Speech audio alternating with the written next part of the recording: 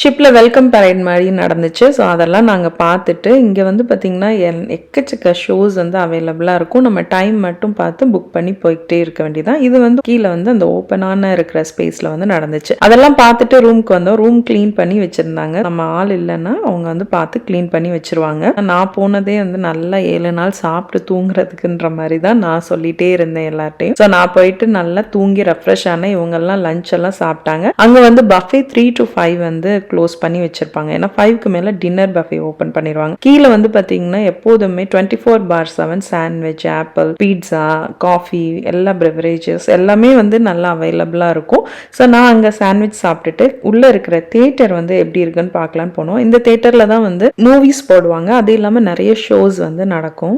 அது முடிச்சுட்டு ice skating பண்ணலாம். பசங்க வந்து ஐஸ் ஸ்கேட்டிங் பண்றதுக்கு நாங்கள் வந்து டைம் வந்து புக் பண்ணியிருந்தோம். பசங்களை கூப்பிட்டு அங்கே வந்தோம். இந்த ஐஸ் ஸ்கேட்டிங் பண்ற இடத்துல வந்து பசங்க மட்டும் பண்ண மாட்டாங்க. இங்க வந்து ஷோஸ்மே நடக்கும். ஸோ அந்த ஷோஸ்மே சூப்பரா இருந்துச்சு. இப்போ வந்து பசங்க வந்து எக்ஸ்ப்ளோர் பண்ணி பார்க்கணும்னால அவனுங்களை கூப்பிட்டு வந்தோம். சின்ன பசங்களுக்கு அந்த ஸ்டாண்ட் மாதிரி இருக்குல்ல, நடவண்டி மாதிரி தள்ளிட்டே பண்றதுக்குமே வந்து அங்க வச்சிருப்பாங்க. ஸோ எல்லாருமே வந்து எல்லாத்தையும் என்ஜாய் பண்றதுக்கு எல்லா ஃபெசிலிட்டியுமே உள்ள இருக்கும்.